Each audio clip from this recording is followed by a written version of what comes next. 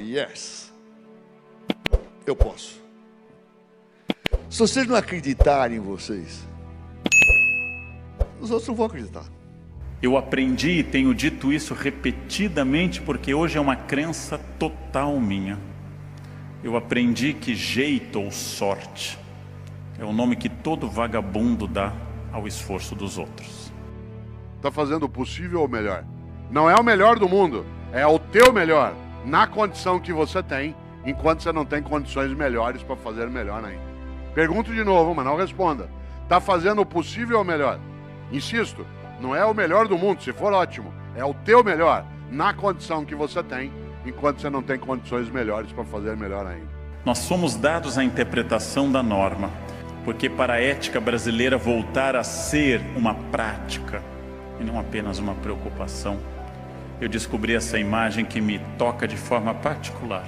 De um lado o pé de uma bailarina, o lado direito na sapatilha de cetim, graciosa, voando, bela dançarina. No pé esquerdo está o custo disso. Nós no Brasil costumamos valorizar o resultado e não o custo. Vocês têm que se convencer de que vocês são donos de vocês. Vocês receberam um carro da vida, dirige o carro. Não senta de passageiro. E acredita. Acredita. Eu acho que isso é o fundamental. Vocês têm que acreditar que vocês podem, que realmente vocês podem. E vocês vão conseguir. Depois disso, olha, nunca perca a humildade. Tenham sempre consideração para as outras pessoas. Procurem sempre aprender. Aprender. Por que cargas d'água as pessoas procuram tanto um sentido para a vida? Porque a vida enquanto vida não esgota a sua razão de ser. Porque a vida enquanto vida não alcança a sua plenitude. Porque a vida enquanto vida não alcança a sua plena intensidade. Se a vida é temporal, tudo está inscrito numa certa temporalidade, como a gente já disse. Então, se o sentido da vida não está na vida, também não está no seu tempo, na sua imediatidade da vida vivida. O sentido da vida é, portanto, alguma coisa que, escapando à vida, ela se encontra temporalmente deslocada em relação a ela mesma. Para a vida ter propósito, para você e eu não termos uma vida banal, fútil, inútil, superficial. É preciso, acima de tudo, que nós sejamos capazes de fazer o nosso melhor. Para isso é necessário pensar na obra. Para isso é preciso, acima de tudo, não ser morno ou morna. Afinal, como eu disse várias vezes e repito, a vida é muito curta para ser pequena. E a gente é pequena quando tem uma vida banal, fútil, inútil, medíocre. Por isso que no Brasil pessoas de sucesso são olhadas sem levar em conta o que custou este sucesso para esta pessoa. Alguém olha para a casa boa de alguém e não pensa os anos de poupança, de trabalho, de investimento para você chegar ali. Quero ser hoje melhor do que eu fui ontem, mas eu vou querer ser melhor que eu sou hoje. Isso dá para fazer. Claro que você não consegue fazer isso em tudo, então, quer dizer, não vou querer jogar squash como eu jogava 10 anos atrás, então, mas dá para quebrar o galho ainda, dá para levar, né? A cabeça, aprender, coitado, dá para fazer, dá para continuar sempre em evolução. E o jovem tem uma vida enorme pela frente. Busca aprender, acredita e busca aprender. Seja humilde, tenha determinação, tenha vontade de fazer. Eu não vou ser medíocre. Eu não vou ser medíocre. Eu vou ser o melhor Cortella professor que eu puder, se um dia professor for, e eu fui. Eu não quero ser o melhor professor do mundo, mas eu quero ser o meu melhor modo de ser professor. Eu não quero ser o melhor marido do mundo, mas eu quero ser o melhor Cortella marido. Eu não quero ser o melhor pai do mundo, embora eu tenha ganho caneca escrito para o melhor pai do mundo. Eu não quero ser o melhor pai do mundo, eu quero ser o meu melhor modo de ser pai. Eu não quero ser medíocre. A mediocridade vem quando você se rebaixa em relação à tua própria condição e capacidade.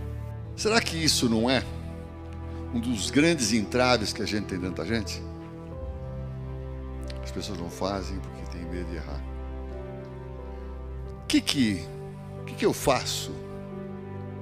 Qual é o meu jeito de fazer para administrar o medo de errar? E aí, de novo, o que eu quero passar para vocês? É como eu faço. Não no sentido de dizer, olha, eu faço assim, faça do meu jeito, você vai fazer bem. Eu faço assim. Quem sabe você encontra um jeito de fazer melhor. Mas não tenha medo de errar. Essa é a ideia. É você começar a pensar em sinceridade e em saber dizer não. Onde é que normalmente a gente erra? Quando a gente não é sincero e quando a gente diz sim quando é hora de dizer não. Normalmente as pessoas chegam para a gente e dizem, você vai fazer tal coisa. Ouviu? Ouvi, sim, senhor. Só que ouviu, não acreditou que vai fazer, não sabe como fazer, tem dúvida se vai dar certo e inclusive se tem dúvida se aquilo é melhor para ser feito. Não se omitam e não digam sim quando tem que dizer não ou tem que pelo menos questionar. Mas pera um pouquinho, vem cá, por que você está querendo tal coisa? Será que isso é o melhor? Será que dá para fazer isso que você está pedindo? Se vocês tiverem coragem para se posicionar, essa questão do medo de errar vai baixar muito. Muito. Todo vagabundo diz que alguém que venceu tem sorte, tem jeito. Nossa, você tem uma sorte, o dinheiro lhe sorri. O dinheiro nunca sorri para ninguém. O dinheiro para ser obtido é um sacrifício muito grande. Às vezes mais, às vezes menos. É uma coisa que me irrita há anos e eu tenho insistido. Quando as pessoas me dizem, nossa, você tem muito talento com línguas. Eu não tenho talento algum. O pouco que eu fiz na minha vida é fruto de sábado e domingo estudando verbos irregulares. E passando férias de janeiro e fevereiro fazendo estágios no exterior para ver se aprendia alguma coisa. E aí quem não faz isso diz, nossa, mas como você tem jeito? Não tenho jeito nenhum. Eu não vou ser medíocre. Uma pessoa medíocre não é uma pessoa tonta. Uma pessoa medíocre é aquela que, podendo fazer o seu melhor, se conforma com o possível. Às vezes, quando eu era menino, antes dessa decisão, eu chegava para o meu pai, para a minha mãe, com a caderneta, com as notas, e estava lá, entregava para ele olhar. Meu pai, Antônio, lá, falava, filho, 5 em português, 5,5 em história, 5 em matemática. Filho, pai, deu para passar.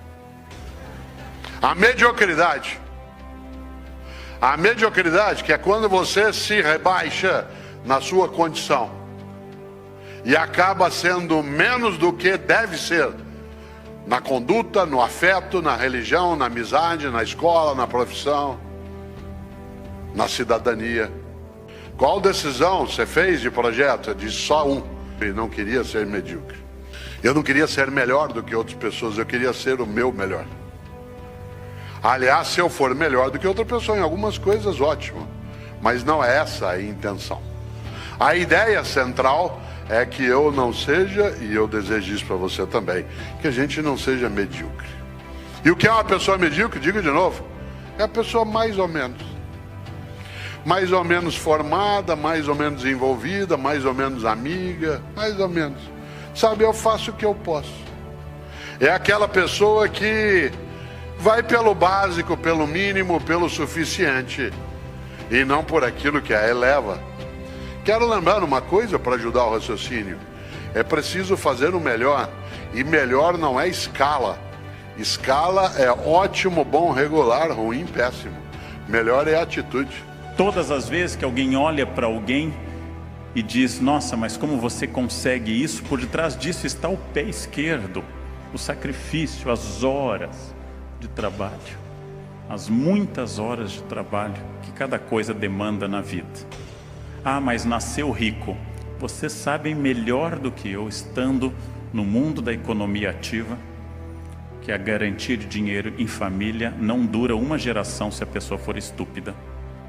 Não dura uma geração, porque tem gente mais esperta com menos dinheiro. E o dinheiro não leva desaforo para casa. O esforço e o trabalho têm que ser retomados como valores. Para isso eu preciso dizer às pessoas que têm menos que elas têm que se esforçar, e aos que têm mais que também têm que se esforçar muito para manter o que têm, ou se quiserem aumentar. E quando eu digo ter o que tem, não é só material, é também pessoal, habilidades e assim por diante. A ideia do ainda dá, ela se dá não de modo ilimitado. Os romanos antigos têm uma frase que eu uso com muita frequência, lembrando a necessidade de darmos um passo além. Eles diziam: o impossível não é um fato, ele é apenas uma opinião. O impossível não é um fato, ele é apenas uma opinião. Cortella, é impossível nós derrotarmos o vírus, na tua opinião. É impossível fazer uma sociedade afastar-se momentaneamente e tomar cuidado, na tua opinião. É impossível que pessoas não entendam que elas não podem se grudar, se abraçar, se descuidar, na tua opinião. A ideia do impossível, ela não tem uma marca só de positividade. É impossível que alguém acredite que a Terra não seja esférica, na tua opinião. Interessante. A ideia de que o impossível, ele não é um fato, mas ele é uma perspectiva, alimenta sem dúvida a nossa condição. Mas há circunstâncias que são marcadas por uma impossibilidade. Ninguém merece nada na vida. Todos devem obter tudo. Ninguém merece nada. Ninguém vem ao mundo com uma cláusula de habilidade. Eu tenho que restaurar uma coisa importante, que é um projeto de trabalho associado à ética no país. E tenho que dizer a todas as pessoas, especialmente filhos, funcionários e alunos, que é preciso associar a vida a trabalho e ética por muitos e muitos anos.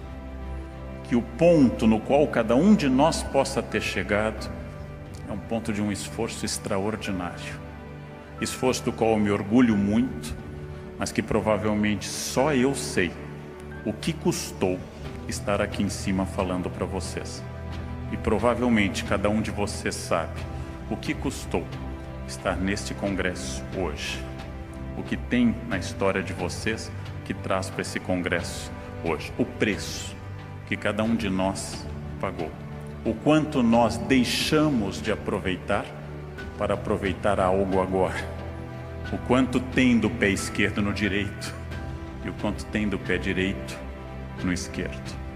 Quando Shakespeare diz que a nossa vida é feita da mesma matéria que os sonhos, a nossa vida é feita da mesma matéria que os sonhos, significa que nós somos capazes, sim, de sonhar, de imaginar, de ir buscar. Mas, eu lembro sempre, queria retomar, não se confunda sonho com delírio. Sonho é aquilo que ainda não é, mas pode ser. Ele tem viabilidade, mesmo que ele não esteja próximo. Delírio é um desejo que não é viável. Exemplo, eu, Cortella, sonho que a gente tenha uma nação mais cordata, mais convivente, mais digna na sua forma de presença.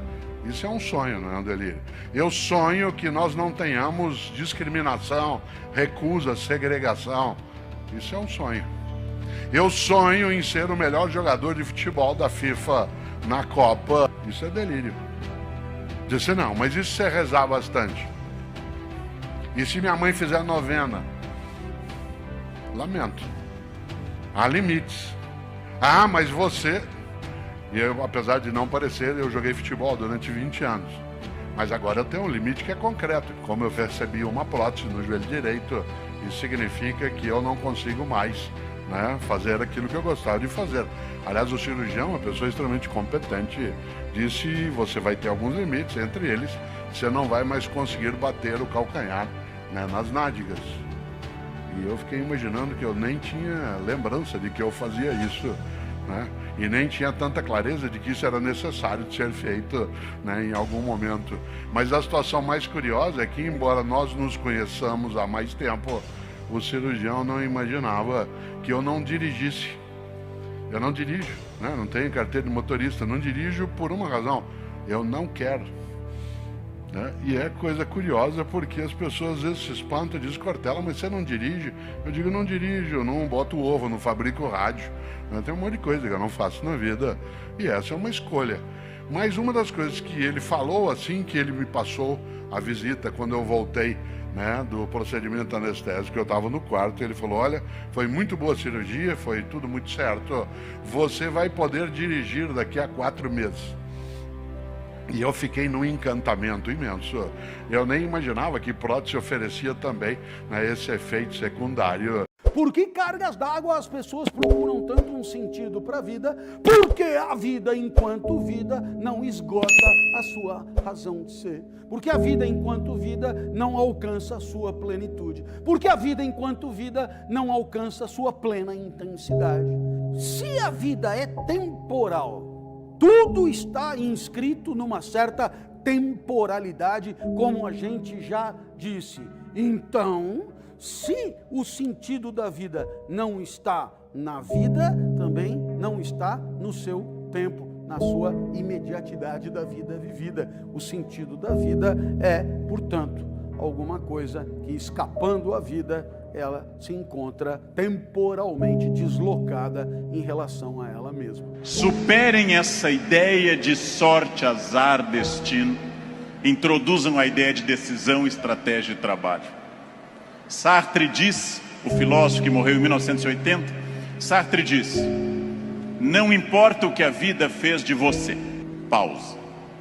Importa o que você fez com o que a vida fez de você. Não importa o que a vida fez de você, importa o que você fez com isso. Não controlo tudo, não sou dono do universo, não posso impedir a morte que virá, mas entre o nascimento e a morte eu controlo muita coisa. Toda crença em destino, vocação, talento, é uma crença que tende a disfarçar o que de fato faz a diferença, e o que de fato faz a diferença é o esforço. Eu tenho uma sorte imensa quando as pessoas me dizem: Leandro, você tem sorte. Eu tenho uma sorte imensa, e essa sorte se repete diariamente, porque eu acordo às 4 da manhã. Essa é uma sorte diária. Basta eu começar a dormir o dia todo que a sorte se vai. Vocês têm que se convencer de que vocês são donos de vocês. Vocês receberam um carro da vida, dirige o carro. Não senta de passageiro. E acredita. Acredita. Eu acho que isso é o fundamental. Vocês têm que acreditar que vocês podem, que realmente vocês podem. E vocês vão conseguir. Depois disso, olha, nunca perca a humildade. Tenham sempre consideração pelas outras pessoas. Procure sempre aprender. Aprender. Tem uma outra frase também que eu gosto muito, tá? E as pessoas às vezes acham que é marketing pessoal mesmo, mas não é. Que eu digo: eu quero ser hoje melhor do que eu fui ontem, mas eu vou querer ser melhor que eu sou hoje. Isso dá para fazer. Claro que você não consegue fazer isso em tudo, entende? Quer dizer, não vou querer jogar squash como eu jogava 10 anos atrás, entende? Mas dá para quebrar o galho ainda, dá para levar. Entende? Uma cabeça, aprender, coitado, dá para fazer. Dá para continuar sempre em evolução. E o jovem tem uma vida enorme pela frente. Busca aprender. Acredita e busca aprender. Seja humilde, tenha determinação, tenha vontade de fazer. Usa a disciplina, tenha equilíbrio na vida. Eu acho que vai dar tudo certinho. A ideia do ainda dá, ela se dá não de modo ilimitado. Os romanos antigos têm uma frase que eu uso com muita frequência, lembrando a necessidade de darmos um passo além. Eles diziam: o impossível não é um fato, ele é apenas uma opinião. O impossível não é um fato, ele é apenas uma opinião. Cortella, é impossível nós derrotarmos o vírus, na tua opinião. É impossível fazer uma sociedade afastar-se momentaneamente e tomar cuidado, na tua opinião. É impossível que pessoas não entendam que elas não podem se grudar, se abraçar, se descuidar, na tua opinião. A ideia do impossível, ela não tem uma marca só de positividade. É impossível que alguém acredite que a Terra não seja esférica, na tua opinião. Interessante. A ideia de que o impossível, ele não é um fato, mas ele é uma perspectiva, alimenta sem dúvida a nossa condição. E lembrem-se, o erro é parte da espécie humana. Não há ser humano que não erre. Quem não erra não é humano. O humano é errado. Só temos dois tipos de erros: os fatais e os não fatais. Os fatais não precisam ser analisados, os não fatais precisam. Os italianos dizem, eu gosto muito, não há cogumelos não comestíveis. Todo cogumelo é comestível, alguns apenas uma vez. Apenas uma vez, depois você não comerá de novo. Faço eu aqui uma pergunta para você pensar durante a semana. Não é para você responder, só para você pensar. Na tua atividade, dentro da empresa, você está fazendo o melhor ou o possível? Não responda. Pense. Não estou falando o melhor do mundo, estou falando o teu melhor. Não é o melhor do mundo, é o teu melhor. Está fazendo o melhor ou o possível? Qual é o grande risco? Quando a gente se conforma com o possível, em vez de eu fazer o meu melhor. Mas Cortella, tá difícil, não oferece as condições. Cautela, circula muito na internet uma fala minha que eu digo, você tem que fazer o teu melhor nas condições que você tem, enquanto você não tem condições melhores para fazer melhor ainda. Na família, no afeto, na empresa, no negócio, eu tenho que fazer o meu melhor nas condições que eu tenho, enquanto eu não tenho condições melhores para fazer melhor ainda. Por isso, está fazendo o melhor ou o possível? Cautela, se você tiver só, e eu também, me acomodando dentro do possível, eu faço o que eu posso. Resvala-se com velocidade para a mediocridade. E nessa hora, de novo, o especial Barão de Itararé. A única coisa que você leva da vida é a vida que você leva. E uma coisa que eu quero desta vida levar é a capacidade minha e tua, sem dúvida, de não me acomodar em relação àquilo que me acalma, que até me sossega, que é ficar no possível, mas que pode me tornar, e é você também, medíocre naquilo que preciso fazer. Eu insisto, eu não estou dizendo que você é medíocre, estou dizendo que você e eu podemos ficar medíocres. Quando? Quando a gente deixa de procurar o melhor na condição que a gente tem e fica se habituando com o possível. E quando a gente se habitua com o possível, a única coisa que a gente faz é sair por aí resmungando. O que eu posso fazer? Isso não dá certo, a vida é assim. O impossível não é um fato, ele é apenas uma opinião. E como também diziam os latinos, a sorte segue a coragem. Por isso, qual é a tua obra? Qual é o teu legado? É aquele em que você e eu somos capazes de levantar, sacudir a poeira e dar volta por cima, ou aquele que diz, a vida é assim, deixa a vida me levar, vida leva eu. Por isso agora eu queria agradecer, acima de qualquer coisa, a capacidade que tiveram e têm de prestar atenção em alguém que não trabalha. Tem coisa que é antiga, tem coisa que é velha. Superar, inovar, transformar. Eu não quero estar num lugar onde só há tristeza. Atenção, superar, inovar, transformar. A sorte segue a coragem. No livro A Sorte Segue a Coragem, eu lembro uma coisa. O que é sorte? No mundo de mudança e velocidade. Sorte não é só a ocasião favorável. Sorte é a circunstância.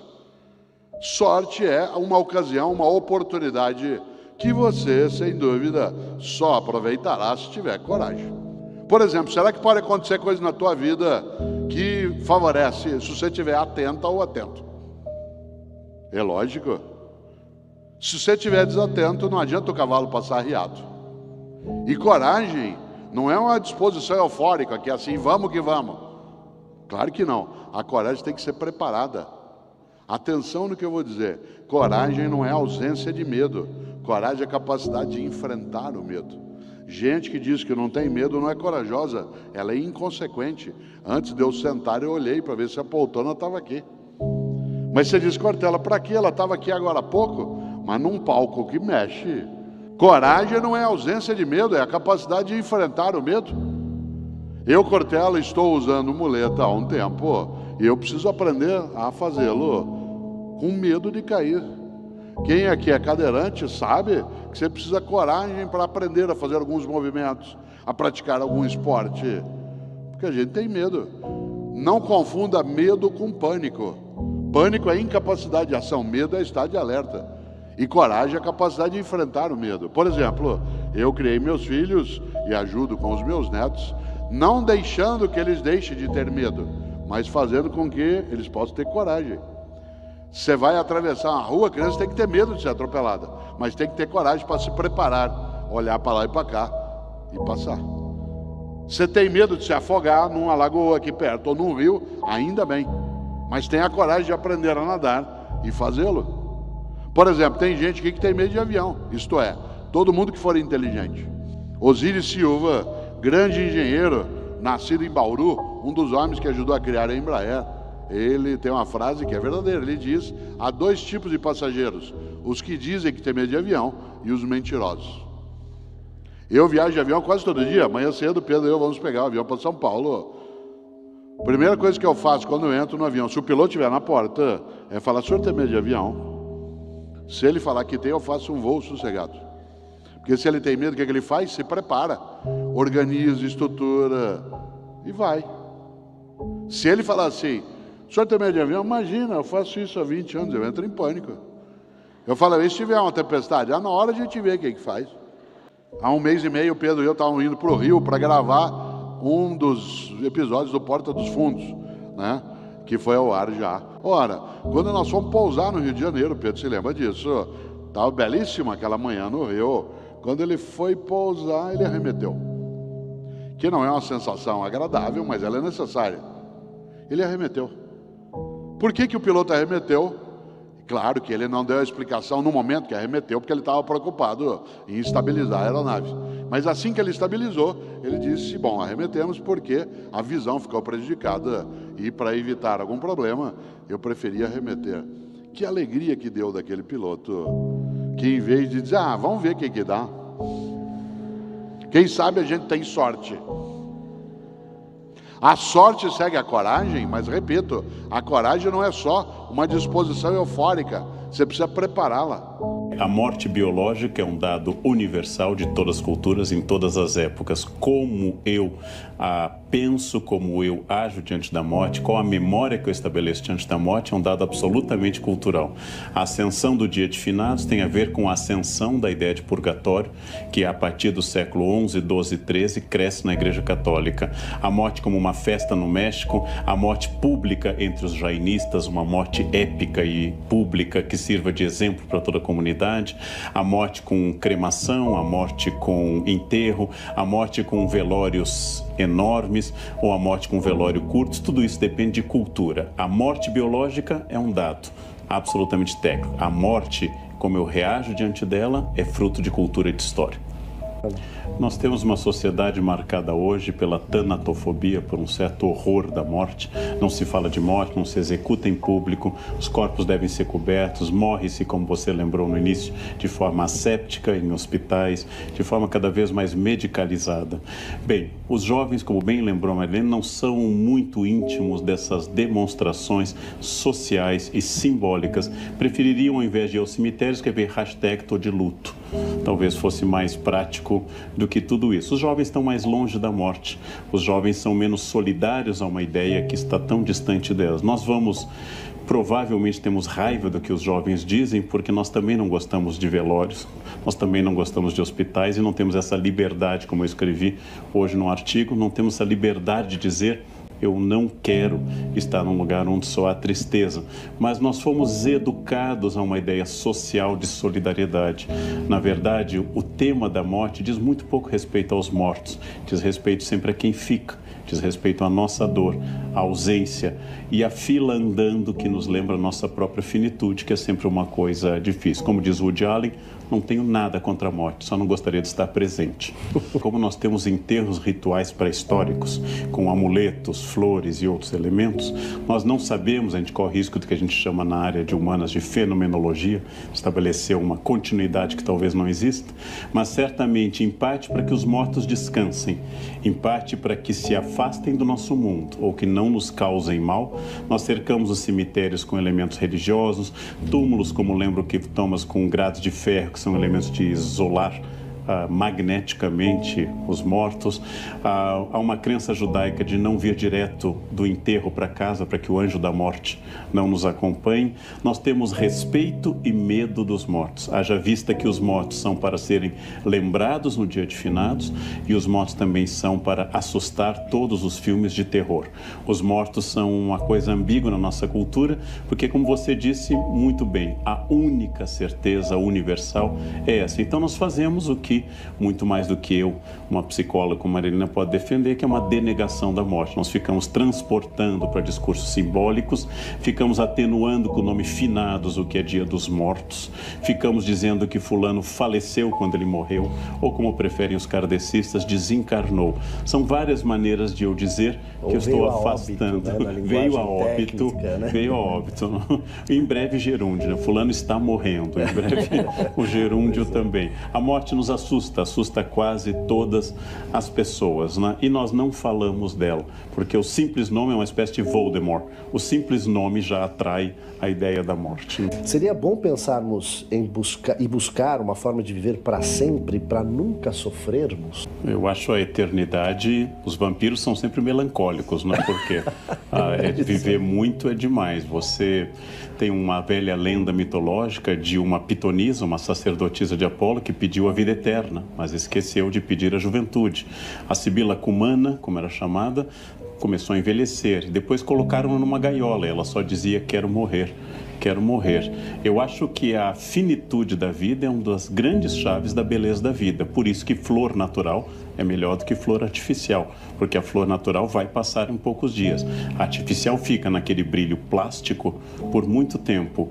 É dizer, uma estátua é pior do que um ser humano. É sermos feitos de matéria finita, estarmos imbuídos na finitude, que dá à vida grande parte do seu prazer. Agora, é a nossa contradição. Todas as religiões nos garantem que vai ser muito melhor depois. E todas as religiões têm ritos que falam da dor e da tristeza e de tudo isso. Se nós fôssemos de fato religiosos, comemoraríamos a morte de uma pessoa no sentido de festa. Mas como não somos de fato religiosos, apenas temos crenças religiosas, nós sentimos essa dor eterna. Ainda que a religião seja, sem dúvida, a ideia mais completa para se tratar simbolicamente da perda e da morte e da dor. A ciência não seca lágrimas. Não posso dizer a uma mãe que acabou de perder um filho: seu filho é feito de moléculas de carbono, tudo que é feito de carbono tende a desaparecer, inclusive eu e a senhora. Eu devo dizer, ele está no céu, está nos olhando, não sofre mais e vamos nos reunir a ele. Isso consola, né? A ciência não consola ninguém. A ciência criou Prozac, mas não criou uma simbologia para eu poder enfrentar a dor. E você dirá: professor, e essa felicidade que o senhor fala para o senhor é o quê? Eu poderia terminar aqui a minha palestra com essa para você. Existe uma coisa que é a alegria. Alegria é quando você ganha potência de agir. É Spinoza que define passagem para um estado mais potente do próprio ser. Eu espero que você tenha entendido. Você vai pelo mundo, tem coisas que te alegram, tem coisas que te entristecem, e a tua potência vai numa senoide subindo e descendo. Impossível só se alegrar. Ninguém consegue se alegrar com o gol do Brasil e com o gol da Holanda, com o gol do Brasil e com o gol da Argentina. Não, a tristeza, obviamente, faz parte da vida. Para haver alegria, tem que haver tristeza.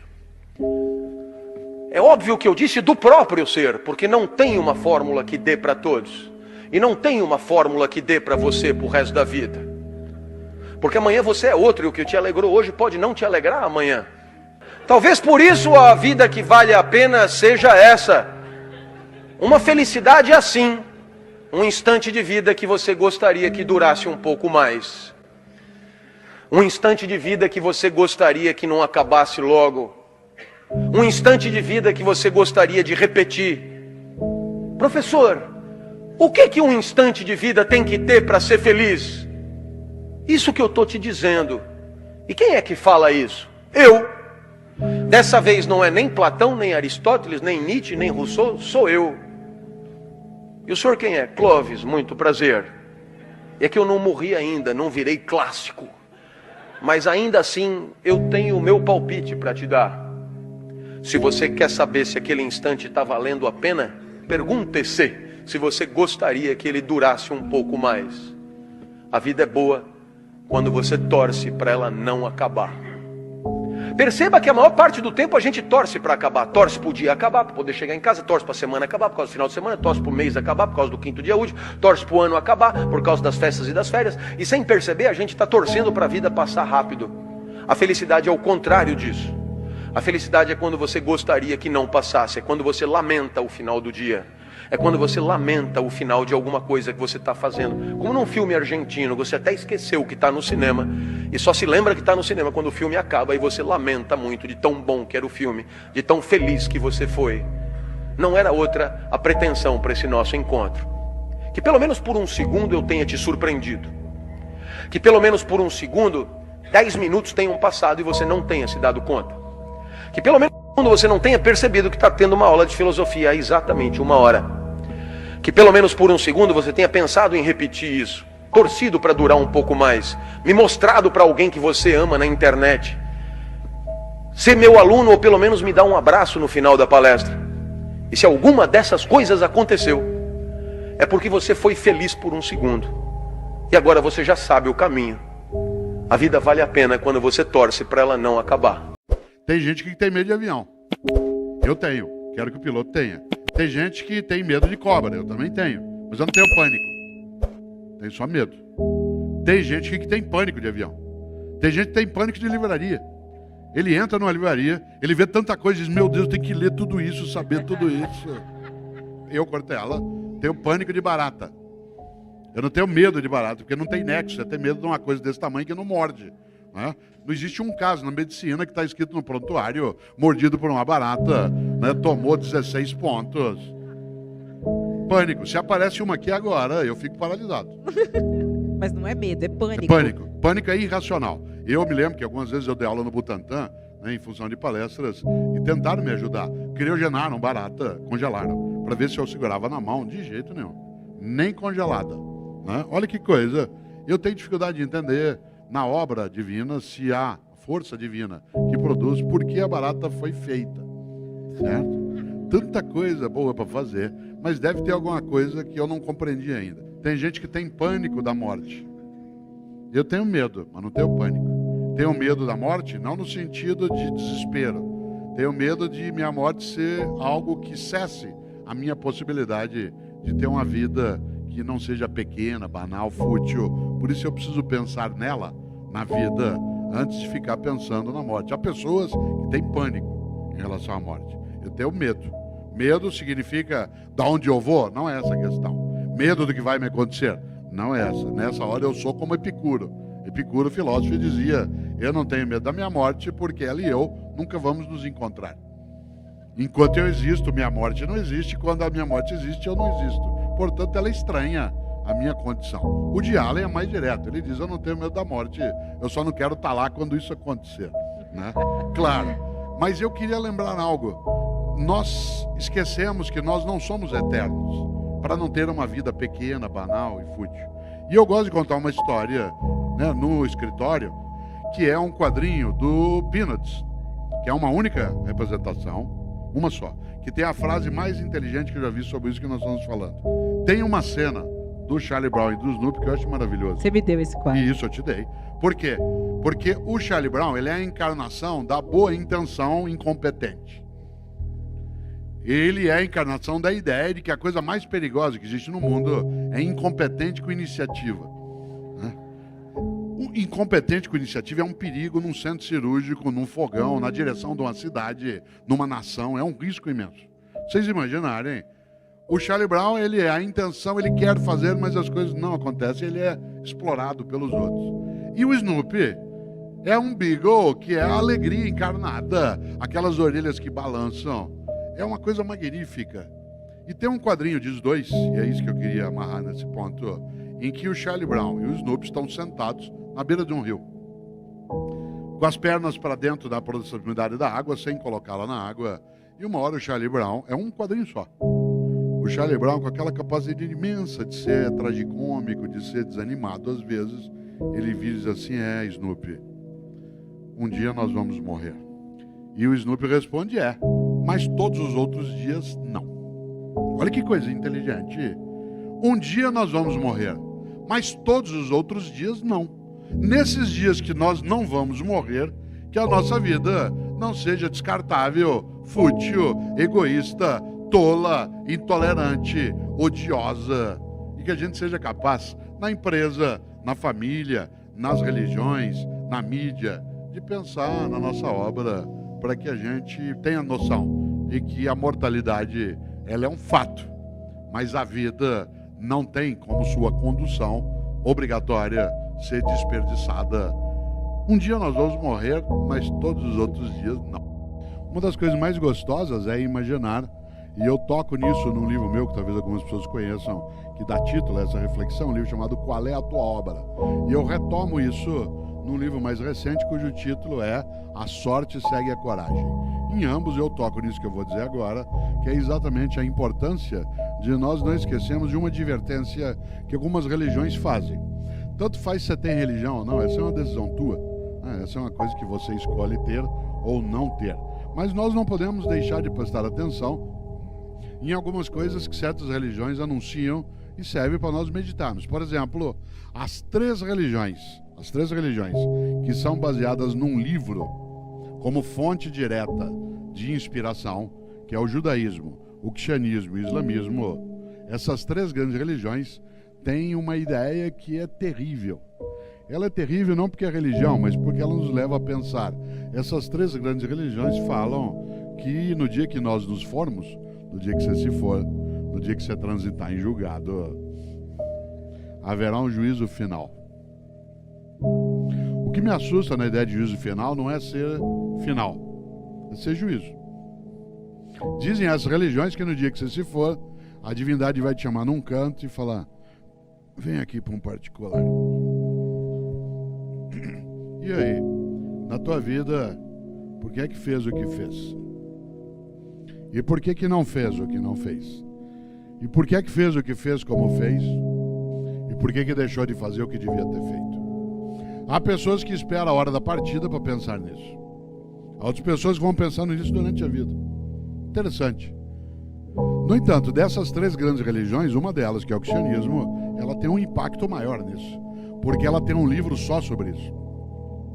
Para quem já pegou uma Bíblia cristã, o último dos seus livros é um livro sobre o fim dos tempos. É um livro chamado Livro do Apocalipse ou o Livro da Revelação. Esse livro é o 27º da parte do Novo Testamento da Bíblia cristã. Vocês já viram, a Bíblia cristã tem um Antigo Testamento, que é judaico, e um Novo Testamento, que é cristão exclusivamente, que tem 27 livros. O último deles fala do fim dos tempos. O que me preocupa, repito, não é a religião é uma escolha tua. O que me preocupa é uma coisa mais séria. Nesse livro há uma advertência. Segundo os cristãos, está escrito lá no livro do Apocalipse deles, no capítulo 3, versículo 15 e 16. Capítulo 3, versículo 15 e 16, os cristãos escreveram: Deus vomitará os mornos. Deus vomitará os mornos. Aliás, a frase completa é: porque tu não és quente nem frio, hei de vomitar-te. Sabe, gente morna? Gente que não é quente nem fria. Gente mais ou menos. Mais ou menos amigo, mais ou menos casado, mais ou menos ficante. Mais ou menos envolvido, mais ou menos profissional. Mais ou menos. Deus vomitará os mornos. Sabe, gente morna? Que não é quente nem fria, que não cheira nem fede. Gente morna. Morna no casamento, morna na política, morna na empresa, morna na família, Morna. Morna na religião. Que não é quente nem fria. Gente morna. Já imaginou alguém que passa a vida e a descarta sendo morno? Você gosta de água morna para beber? Água morna para beber dá ânsia de vômito. Cerveja morna. Refrigerante morno. Comida morna. Mate morno. Café morno. Às vezes eu chego num lugar como aqui e a pessoa diz, não, toma um café. Eu falo, não, obrigado, não, ele foi feito na hora. Isso aí, na hora que a mulher levantou às 4 da manhã. Gente morna. Você gosta do morno? O morno é um perigo. Não é quente nem frio. Ele é algo que não tem ali a sua identidade. É medíocre. Tá no meio, não é nem isso nem aquilo. Olha só. Você conhece gente morna? Morna na amizade. A pessoa vai apertar a tua mão na hora que vai te cumprimentar, aperta só a pontinha do teu dedo. Você fica aquela minhoca desmilinguida na mão. Na hora de te abraça meio de lado, parece que tá com nojo. A pessoa que faz uma coisa incrível, ela economiza afeto, esquecendo que afeto e conhecimento é uma coisa que você guardar, você perde. Afeto e conhecimento, guardou, perdeu. A única maneira de ter afeto e conhecimento é repartir. Morna no casamento. E aí como é que tá o casamento? Tá ruim com ele, pior sem ele. Morna na política. E aí como é que tá a discussão sobre o Brasil? Ah, não me meto nessas coisas não quero saber. Morna na religião. Eu conheço gente, por exemplo, que ele vai a um culto, a uma missa, e ele escolhe o horário da missa pelo tamanho rápido que ela tenha. Ah, vou à missa das 10 que o padre faz uma missa rapidinho. Então vai pra quê? Ou você acha que teu Deus é tonto? Você chama ele todo poderoso, ele não sabe que você escolheu uma missa curta. É um Deus palerma. Deus vomitará os mornos. Portanto, cautela. No mundo de mudança e velocidade, é necessário que a gente seja capaz de afastar a mornidade. A mornidade que faz com que a nossa carreira, o nosso negócio, a nossa produtividade, que ela se reduza a algo que é morno. Algumas pessoas aqui com mais idade como eu, quando chegava dezembro, era a época de a gente levar para o pai em casa ou para a mãe o boletim da escola, que era impresso, para ele ver a nota e assinar de volta. Aí o pai pegava, olhava e falava assim, puxa, mas 6 em história, 5,5 em matemática, 5 em português. Ah, pai, deu para passar. Cuidado, isso é mediocridade. Uma coisa interessante é que algumas pessoas elas justificam o modo como tem dificuldade no seu cotidiano, achando que a dificuldade ela é algo imbatível. Já imaginou? A ideia do ainda dá, ela se dá não de modo ilimitado. Os romanos antigos têm uma frase que eu uso com muita frequência, lembrando a necessidade de darmos um passo além. Eles diziam, o impossível não é um fato, ele é apenas uma opinião. O impossível não é um fato, ele é apenas uma opinião. Cortella, é impossível nós derrotarmos o vírus, na tua opinião. É impossível fazer uma sociedade afastar-se momentaneamente e tomar cuidado, na tua opinião. É impossível que pessoas não entendam que elas não podem se grudar, se abraçar, se descuidar, na tua opinião. A ideia do impossível, ela não tem uma marca só de positividade. É impossível que alguém acredite que a Terra não seja esférica, na tua opinião. Interessante. A ideia de que o impossível, ele não é um fato, mas ele é uma perspectiva, alimenta sem dúvida a nossa condição. Mas há circunstâncias que são marcadas por uma impossibilidade. Por isso, voltando aqui a uma grande menção que sempre gosto de fazer, né, citando William Shakespeare, o autor predileto de Cláudia, claro, porque ela é gestora de teatro, né, por isso Shakespeare é assim uma referência. Quando Shakespeare diz que a nossa vida é feita da mesma matéria que os sonhos, a nossa vida é feita da mesma matéria que os sonhos, significa que nós somos capazes, assim, de sonhar, de imaginar, de ir buscar. Mas, eu lembro sempre, queria retomar, não se confunda sonho com delírio. Sonho é aquilo que ainda não é, mas pode ser. Ele tem viabilidade, mesmo que ele não esteja próximo. Delírio é um desejo que não é viável. Exemplo, eu, Cortella, sonho que a gente tenha uma nação mais cordata, mais convivente, mais digna na sua forma de presença. Isso é um sonho, não é um delírio. Eu sonho que nós não tenhamos discriminação, recusa, segregação. Isso é um sonho. Eu sonho em ser o melhor jogador de futebol da FIFA na Copa. Isso é delírio. Disse, não, mas isso você rezar bastante. E se minha mãe fizer novena? Lamento. Há limites. Ah, mas você... E eu, apesar de não parecer, eu joguei futebol durante 20 anos. Mas agora eu tenho um limite que é concreto. Como eu recebi uma prótese no joelho direito, isso significa que eu não consigo mais, né, fazer aquilo que eu gostava de fazer. Aliás, o cirurgião, uma pessoa extremamente competente, disse: você vai ter alguns limites, entre eles, você não vai mais conseguir bater o calcanhar, né, nas nádegas. E eu fiquei imaginando que eu nem tinha lembrança de que eu fazia isso, né? E nem tinha tanta clareza de que isso era necessário de ser feito, né, em algum momento. Mas a situação mais curiosa é que, embora nós nos conheçamos há mais tempo, o cirurgião não imaginava que eu não dirigisse. Eu não dirijo, né? Não tenho carteira de motorista, não dirijo por uma razão: eu não quero. Né? E é coisa curiosa porque as pessoas às vezes se espantam e dizem: Cortella, mas você não dirige? Eu digo: não dirijo, não boto ovo, não fabrico rádio. Tem um monte de coisa que eu não faço na vida, e essa é uma escolha. Mas uma das coisas que ele falou assim que ele me passou a visita quando eu voltei, né, do procedimento anestésico, eu estava no quarto, e ele falou: olha, foi muito boa a cirurgia, foi tudo muito certo, você vai poder dirigir daqui a 4 meses.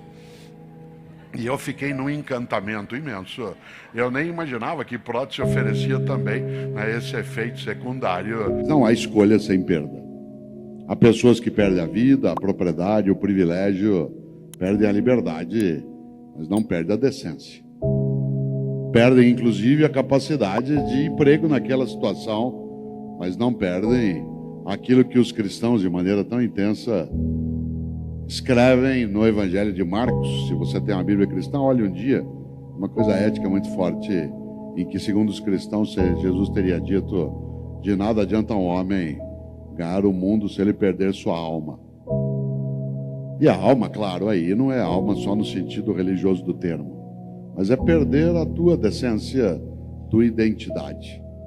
E por isso, uma das coisas, Afonso, que a gente entende como corretas é fazer boas escolhas.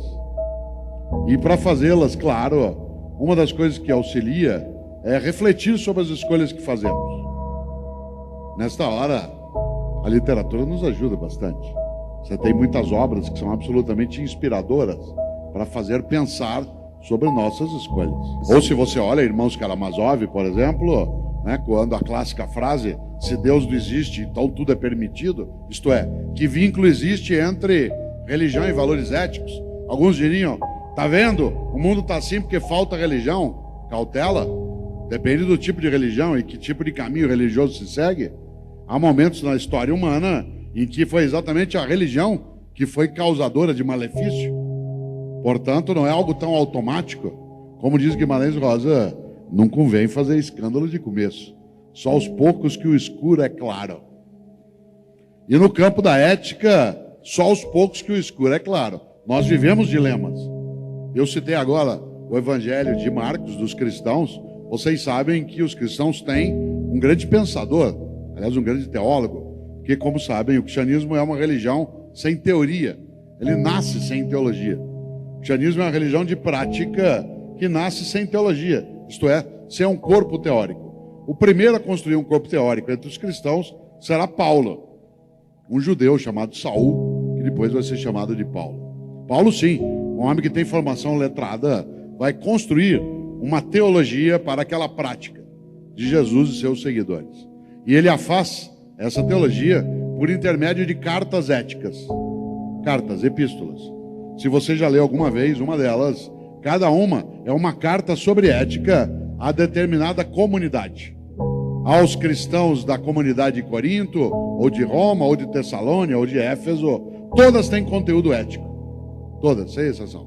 Aquela que eu mais gosto, na primeira carta de Paulo aos Coríntios, há algo que é fortíssimo nisso que você chama de dilema. Paulo escreve isso no capítulo 6, versículo 12. Aliás, só uma curiosidade, como eu também sou da área de ciências da religião, uma coisa que algumas pessoas às vezes não sabem é que as cartas de Paulo, elas foram escritas antes dos evangelhos. Embora na distribuição do texto no livro as cartas venham depois dos evangelhos, historicamente elas são anteriores aos evangelhos. Alguns dos evangelhos foram escritos 50, 60 anos depois das cartas de Paulo. Isso significa que são as cartas que influenciam parte do conteúdo, eles influenciam parte do conteúdo dos evangelhos, inclusive na construção do evangelho de João, naquilo que traz um pouco mais de filosofia, para usar um termo mais comum. Pois bem, no capítulo 6, versículo 12, da primeira carta de Paulo aos Coríntios, há uma frase que tem a ver com um dilema, em que Paulo diz: tudo me é lícito, mas nem tudo me convém. Tudo me é lícito, mas nem tudo me convém. Isto é, eu posso fazer qualquer coisa, porque eu sou livre, mas eu não devo fazer qualquer coisa. E o que é que eu não devo fazer? O que torna imunda a minha vida, o que mancha a minha trajetória, o que desonra a minha família, o que agride a minha comunidade. Tudo me é lícito, mas nem tudo me convém. Agora, nós não somos imunes à fratura ética. Um outro animal até teria essa possibilidade. Nós humanos não. Nós somos livres. Aliás, para fazer o benefício e o malefício. E eu diria algo que eu acho que vale para nós. Pena de quem não tem dilemas. Porque talvez é porque não reflita.